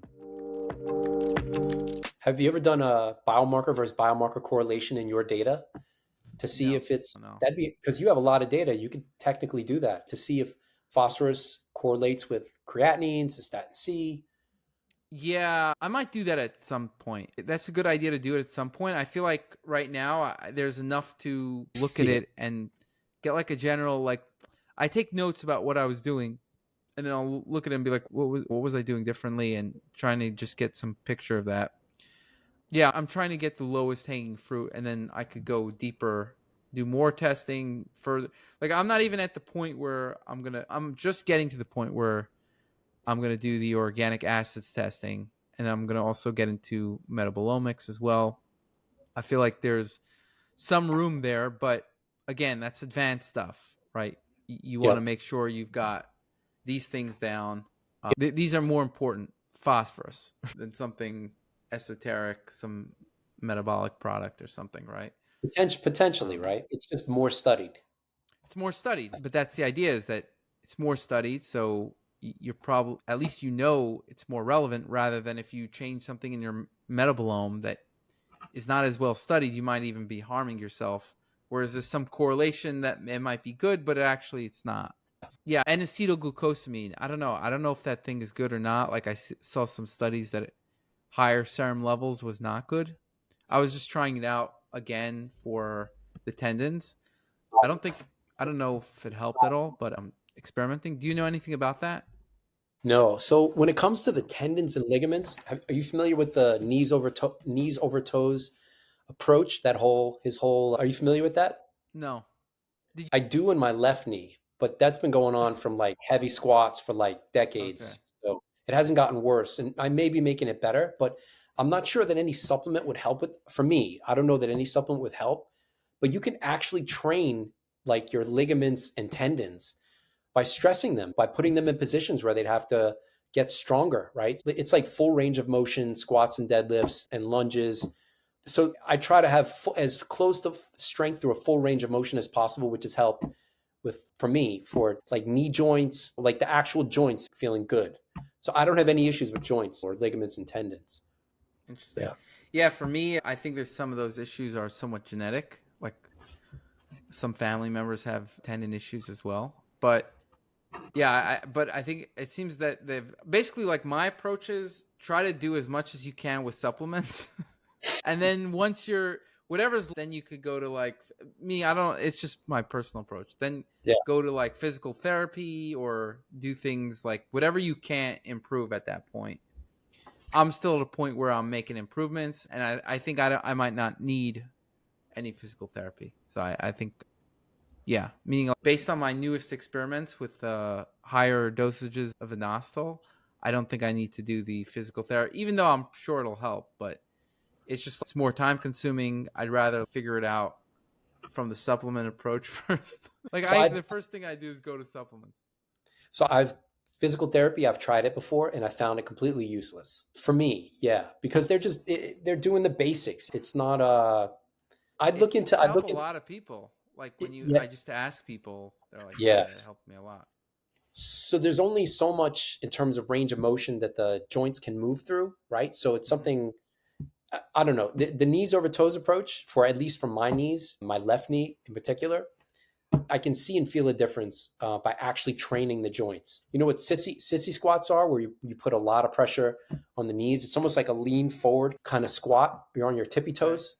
It purposely stresses the knee joint, and that's going to affect the ligaments and tendons, which should increase blood flow there, which blood flow there is already limited. So I wasn't doing any of that in the past. So for me, I think that's going to have the biggest benefit versus a supplement. Maybe if I was lacking the precursors to build some of that, but I'm not But sure that you've I. never tried it. You never tried it. That's true. That's true. You But haven't I can tried the say supplement approach. that not yet, not yet. But for now, directly stressing it feels pretty good. No range of motion limitations. So I do have a herniated disc in my back that I've been dealing with for like decades. That I've got to be really careful From though. what? Where did it Heavy come from? squats and deadlifts, heavy squats Heavy. and ego lifting in my 20s, like an idiot. Mm. What was I? Even clean and jerks. I was doing clean and jerks like 200 pounds, just like a madman in my 20s. What was the most you've ever weighed? Close to 180. Oh wow! So you were like a muscle. Yeah. Okay. Yep. Protein powders, protein bars, all that back in the day. Yeah. I weaned off it. I weaned off it. So Why? Because it's too much. no, I just try to, for whatever reason, my body responds best on whole food for now. And yeah, whey, isopure whey protein powder. It was usually But whey that I how do went. you, what makes you think like what when you're doing the not whole foods? What is worse? I wouldn't say it's worse. I just get more nutrient density, and I don't. It's like the unknown of, okay, sure, I could get 40 grams of whey, but that 160 calories, I could also get maybe a little bit less protein, but a whole bunch of other nutrition that I'm not getting. So Interesting. Okay. And yeah, you don't get like bloated. You don't have any other problems from no, but I eating. did. It's just, evolving it to the point where I know how much of which of the foods triggers some of that stuff, right? Like the broccoli, like keeping that relatively Do low you so eat it a lot doesn't. of whole grains? No, not a lot at all. It's less than 60 grams per day, which is far less than Oh, that is very recommended. little. And Hmm. actually, I cut whole grains completely out. But once I saw the fat correlations in my data, I was like, well, where am I going to get the calories? It can't be more Right. You fruit, need exactly. Yeah. not more protein either. I've got to add some whole What grains. about beans? How much you got the chickpeas in there? What else? just to chickpeas those, because I have food sensitivity too. I've done the IG, and it's crazy because like kidney beans, pinto beans, it's like a whole bunch of them that I've eaten a lot of in the past.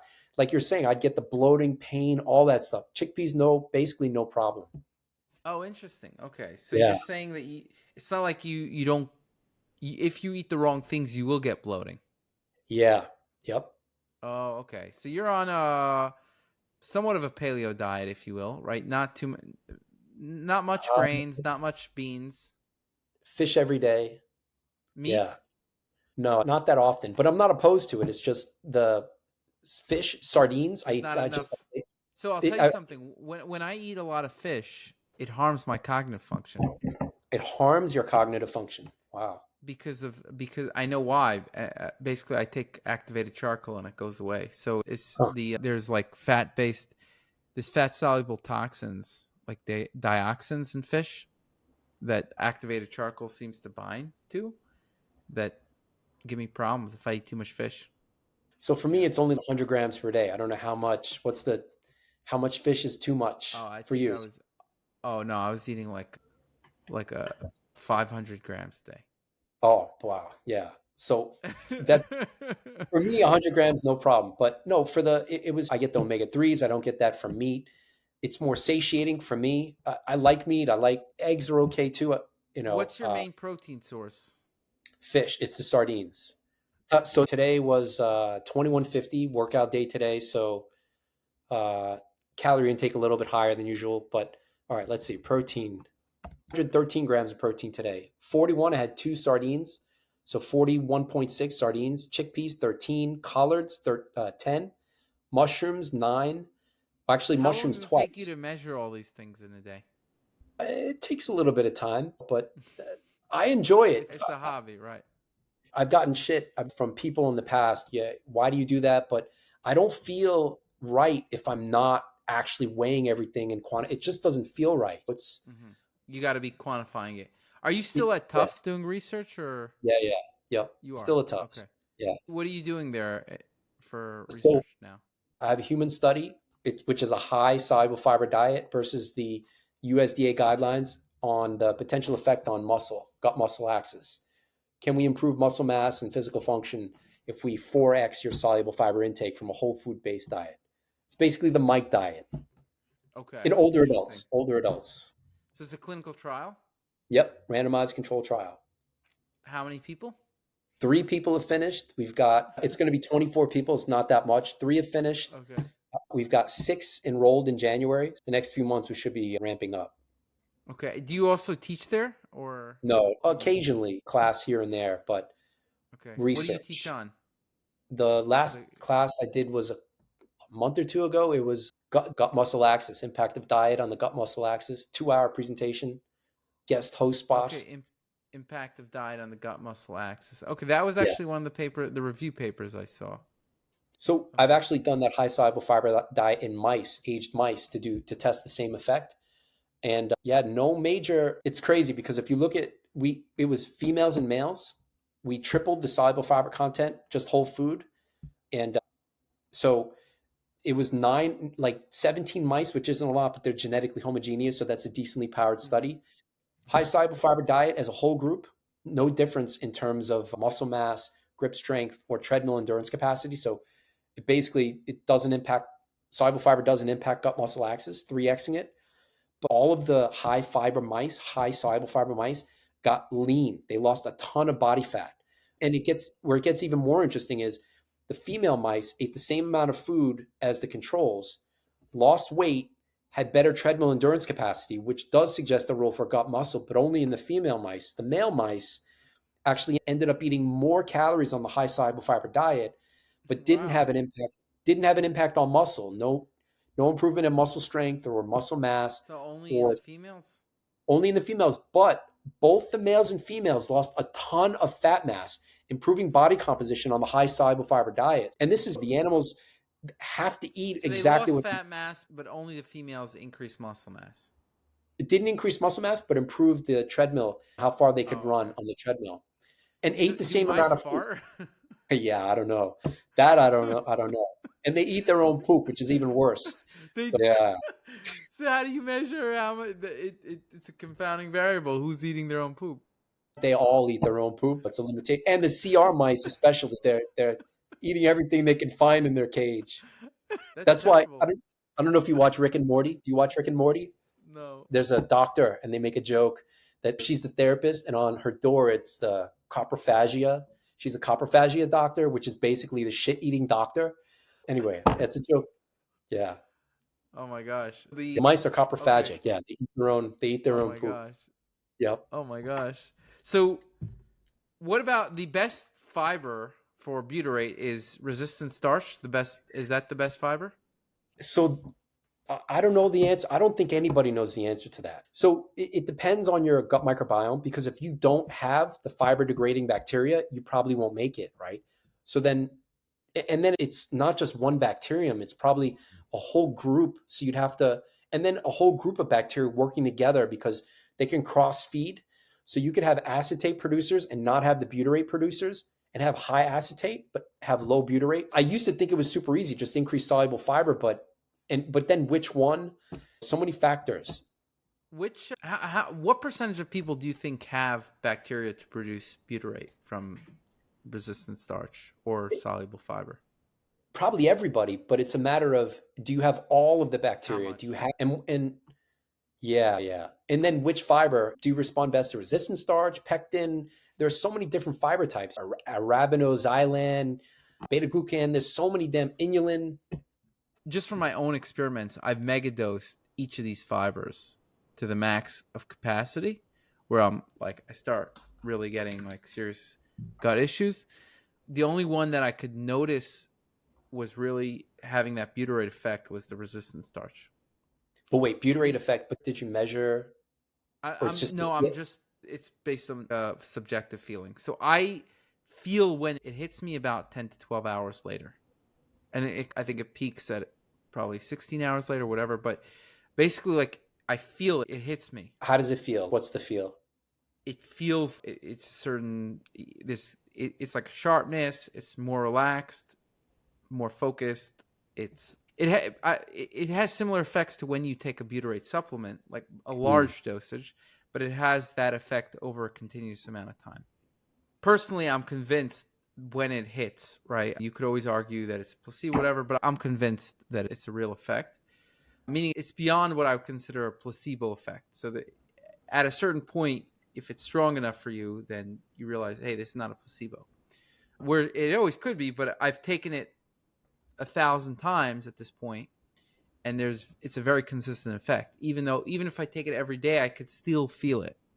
And yeah, and I find that like 40 grams of resistant starch, I actually sell the product.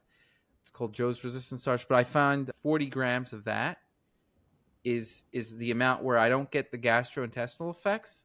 Like I don't get any gas or anything like that, and I feel the butyrate. So it's like a high enough dosage where I feel it. And I've taken 120 grams of it a day, Oh and my it's like God. super strong. No, it's like really strong. Like it's too strong. So that's how I know it's having. I know it's having the impact. And then it even ruins my sleep. I can't sleep if it's too high of a dosage. Right. Butyrate also is like you want it to be in a certain range. You don't want to have too high levels, but so I find like the perfect dosage for me is like around 40 grams a day, and that's not too strong. It's great. And I try to time it. I used to take it in the morning, but then it was, I think as I increased my motility, also things changed. Like I used to have much slower motility. And so the timing was different. It was like, it used to be 18 hours and it moved to 10 to 12. And it should be 10 to 12 for a healthy gut because that's the time it takes to reach your large intestine. So yeah, it's based on my experience, based on the research that I've seen, and based on I've taken every fiber out there in mega dosing quantities. So butyrate's a good one, but see, I'm more interested in the gut pH, like luminal pH, fecal pH. So butyrate, even though butyrate is important, especially gut muscle axis or gut adipose axis, gut brain axis, it compared to acetate in the gut, I don't know the magnitude of the difference, but acetate is far higher than butyrate.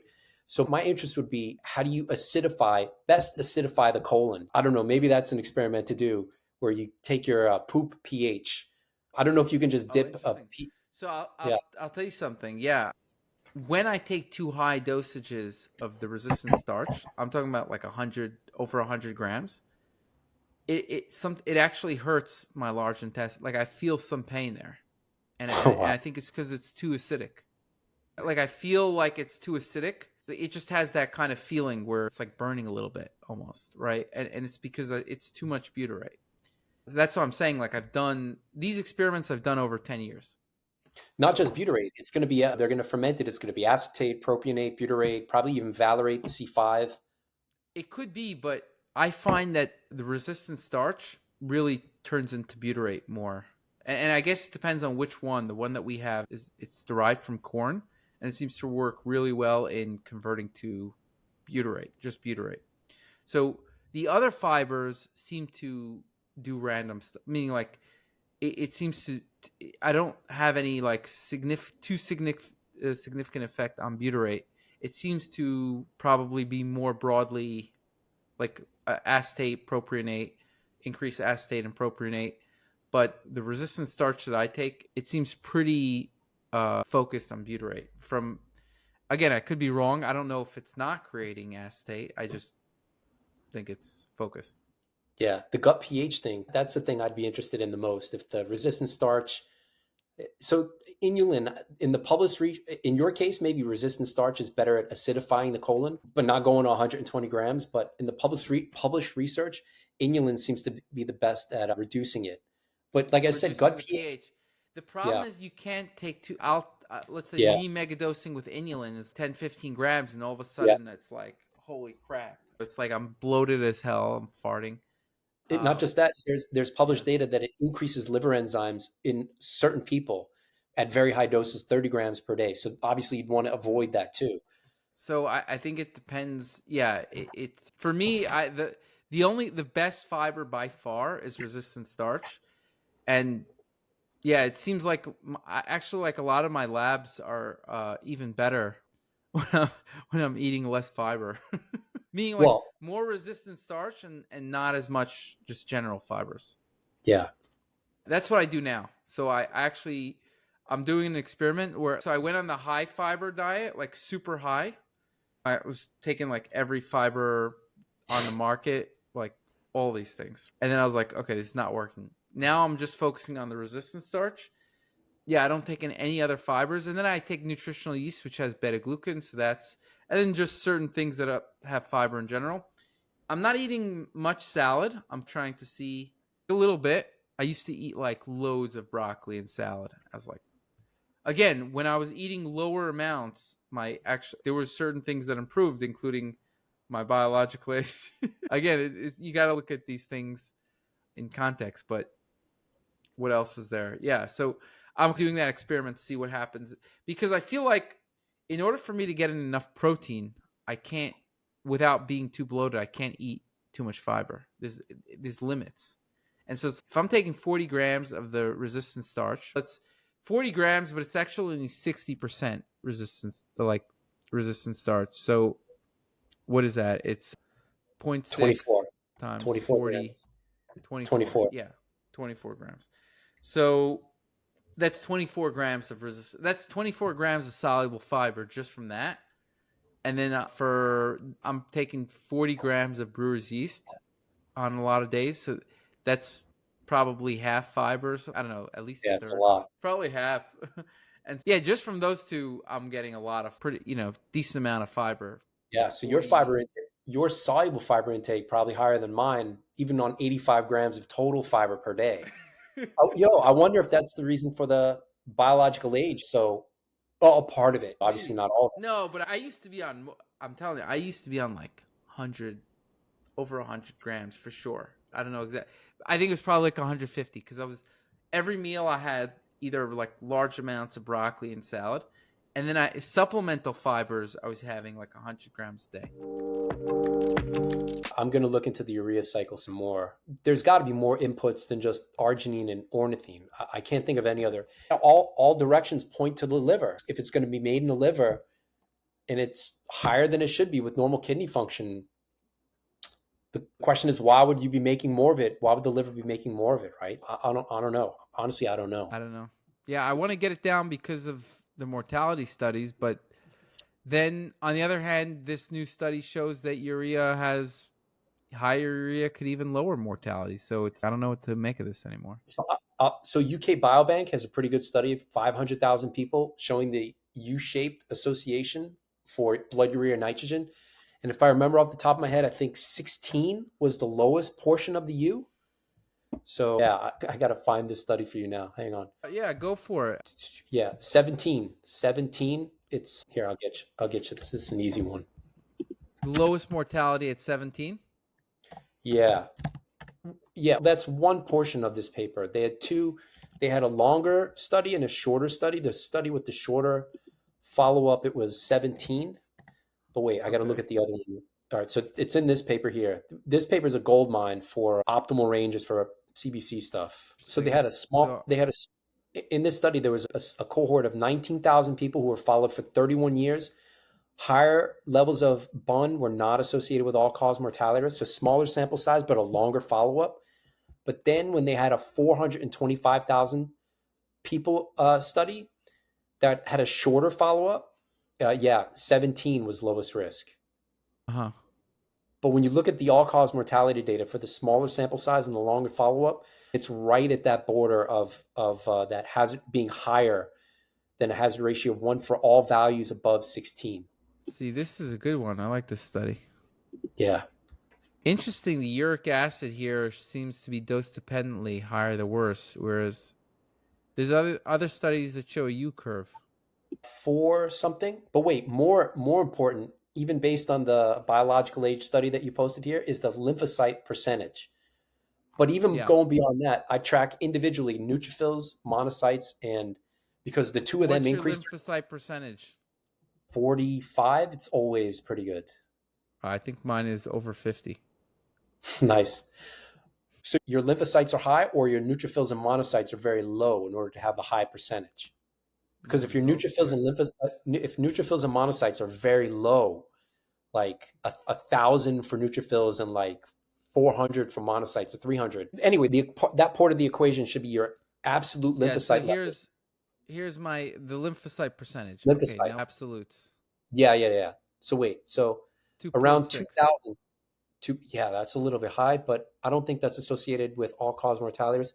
2,000 is lowest all-cause mortality risk. Man, Joe, I'm going to have to pull up that data for you because that's another good study. Let's see here. Okay, please do.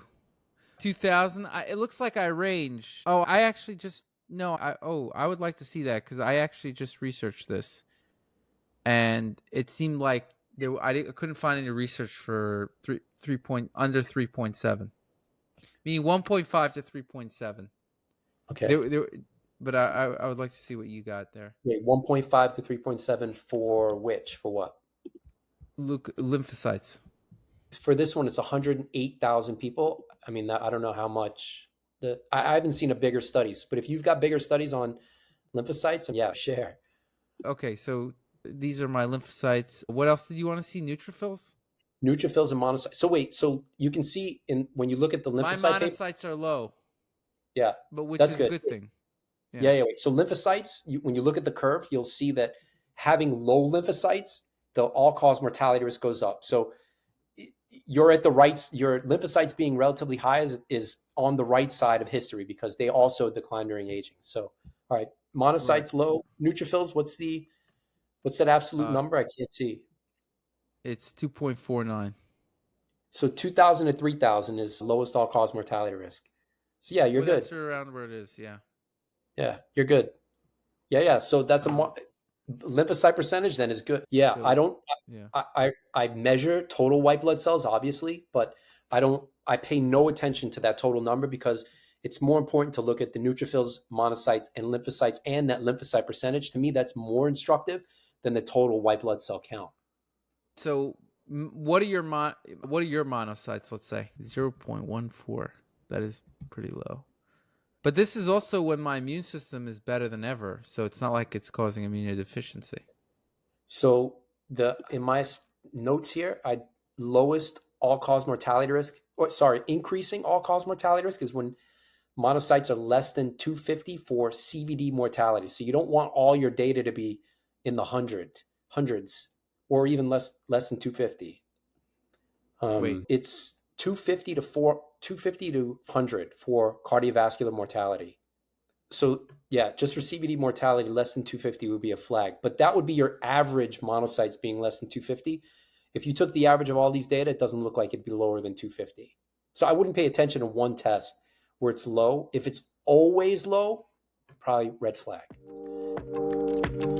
so I don't do calorie restriction, by the way, which calorie restriction is going to bring down your rate of aging. Should. Yeah, it should. That's what their data shows, their internal data.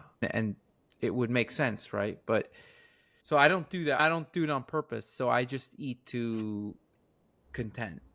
Do you feel hungry ever and you don't eat, or? So no, generally not. But so I can always eat. Like I said, I've got competitive eater DNA. So I'm like 99% satiated eating like this. Okay. So you Like have to eat like a bunch of like fibrous foods in order to really fill your belly up and yeah, yeah. make your But food. it's stuff I like. Everything I'm eating is stuff I like. There isn't anything here that's just for volume and I don't like it and then I'm forcing myself and then I have to willpower. There's none of that. Do you There only are eat days organic? as almost exclusively as much as I can. Okay. Does that If I'm help eating anything? I'm trying to limit pesticide burden, but then even Okay. what's organic, you could have organic pesticides like rotenone is technically an organic pesticide, but I'm sure you know it. Complex 1 inhibitor, mitochondria. Technically, the pesticide burden should be less in terms of nutrient density. I think there are studies showing there's no difference conventional versus organic. I'm saying, have you seen any differences in your blood tests from conventional or organic? I didn't properly control it to see Okay. even the eating window. So I'm in that. I shouldn't say I'm in the Brian Johnson boat, but my eating window has been relatively short for a couple of years, but Oh, not because it interesting. impacts but not because it impacts the biomarkers. So for me, I've been trying to optimize sleep for as long as possible. And because of the fruits and vegetables, the heavy volume of water that I'm eating, in the past, I'd wake up every couple of hours to pee and I'd wake up feeling like terrible. So shortening the eating window gives me more time to pee everything or pee out more of it. So I wake up at most to pee maybe once, twice when I'm finally ready to wake up. Interesting. My eating window is pretty. Yeah, I don't have. It's probably like a 12-hour. Like it's pretty standard. It's not like some people where they're eating right before bed, but it's 12 hours. So this is interesting because for me, the gold standard in life extension studies in mice, for example, is circadian alignment, which is the sleep, making sure you get to sleep when the sun goes down, not a couple hours later. I never Uh, do that. I know. Fasting, right? I Fasting. don't So do it. calories. I know. Probably more than most people. Most people have an even longer eating window. And then CR, right? So for me, that's like the cornerstone of the I don't do any approach. of those. I know. And your data, your Dunedin pace is better. Yeah, that's the thing is by the way, I mean out of those three, circadian rhythm I should do and it would be much better for me, but I just can't. I don't I'm not in that situation where I can do it, right? Either I'm traveling or there's nightlife here. It's just I can't do it. I'd have to live like a hermit if I was going to do the Yeah. Brian Johnson approach. I'm just not willing to do that. So I have to, unless it was like really, I was like, okay, it's just completely impacting my life. I can't live. Then I would be like, okay, I got to do it. But I, I'm still okay, even though I know it's like I'm okay with some damage because of the trade off, right? The benefits. But that's why I'm saying like I'd rather try to optimize as much as I can with supplements so that I can live a better life in other ways. Yeah, you're doing a pretty good job. So yeah, for me, it's that I'd burn myself out traveling too much, and I've got a few trips scheduled this year, and it's gonna wreck. I know it's gonna wreck me Right. for a few days, no matter how much I try to Right. quote unquote biohack it. Yeah, no, 100%. All right, cool. It's been very fun speaking to you. And yeah, thanks for coming on. What was your book again? Just so people know. Microbial burden, a major cause of aging and age-related disease, and how to fight back. And then the YouTube channel where I'm biohacking every week, making videos. How long do you have the channel on YouTube for? 2020, three years. Okay. And that's called Aging or Die Trying. ConquerAging or Die Trying. Okay, I like that. Awesome. Great Ciao, talking Joe. to you. Take care. Ciao. 67% of listeners aren't subscribed to the show, so please don't forget to show your support by hitting the subscribe button now. You'll not only be supporting the show, but also investing in yourself and your health journey, all while helping to keep us ad-free.